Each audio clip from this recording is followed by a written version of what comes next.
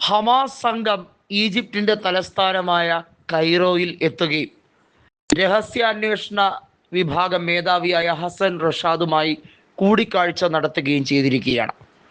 അത് എന്തെന്ന് വെച്ചാൽ നമുക്കറിയാം, വെടിനിർത്തൽ പ്രാബല്യത്തിൽ വന്നിട്ടും കഴിഞ്ഞ 44 ദിവസത്തിനിടയിൽ 340-ലേറെ പേർ ഫലസ്തീനുകൾ കൊല്ലപ്പെടുന്ന സാഹചര്യമുണ്ടായി.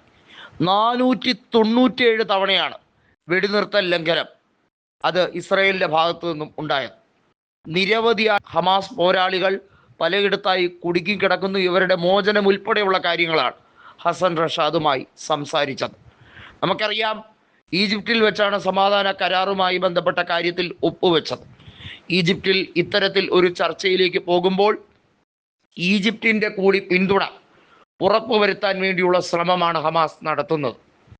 നമുക്കറിയാം, ഇസ്രയേലിനെ മെരുക്കുക, US പോലും ഇപ്പോൾ ഇസ്രയേൽ ഒരു കീറാമുട്ടിയായി നിൽക്കുകയാണ്.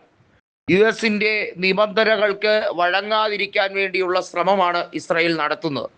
അത് ഇസ്രയേലിന് നല്ല കാര്യത്തിനല്ല. കാരണം 2023 ഒക്ടോബർ മാസം നടന്ന വലിയ തോതിലുള്ള ആക്രമണം അത് ഇസ്രയേലിനെ ശരിക്കും പറഞ്ഞാൽ അവരുടെ മനോവീര്യം കെടുത്തുന്ന സാഹചര്യമായിരുന്നു. അതിൻ്റെ പേരിൽ വലിയ രീതിയിലുള്ള സൈനിക നടപടികൾ ഇസ്രയേൽ എടുത്തിരുന്നു.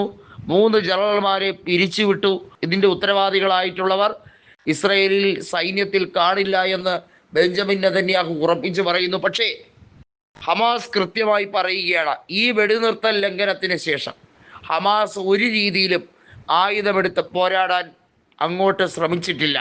എന്നാൽ ആയുധധാരികളായ ഇസ്രയേലികൾ ഒരു രീതിയിലും പ്രകോപനമില്ലാതെ നിരപരാധികളായ മനുഷ്യർക്കെതിരെ നിറയൊഴിച്ചുകൊണ്ടേയിരിക്കുകയാണ്. ഇതിന് പരിഹാരം കണ്ടെത്താൻ വേണ്ടിയുള്ള ചർച്ചയാണ് ഹസൻ റഷാദുമായി നടത്തിക്കൊണ്ടിരിക്കുന്നത്. എന്നാൽ ഒരു കാര്യത്തിൽ ഈജിപ്റ്റ് വളരെ വ്യക്തമായി പറഞ്ഞിരിക്കുകയാണ്, അളമുട്ടിയാൽ എന്നൊരു പ്രയോഗം അവിടെ കൃത്യമാണ്. കാരണം ഏത് നിമിഷവും ഈജിപ്റ്റ് ശക്തമായ തിരിച്ചടി കൊടുത്തോളൂ എന്ന് പറഞ്ഞാൽ ഹമാസ് പിന്നെ നോക്കി നിൽക്കേണ്ട കാര്യമില്ല. ഇറാന്റെ പ്രോക്സി ഗ്രൂപ്പുകൾ മാത്രമല്ല ഇന്ന് ഫലസ്തീൻ്റെ മോചനത്തിന് വേണ്ടി പോരാടാൻ ശ്രമിക്കുന്നവർ.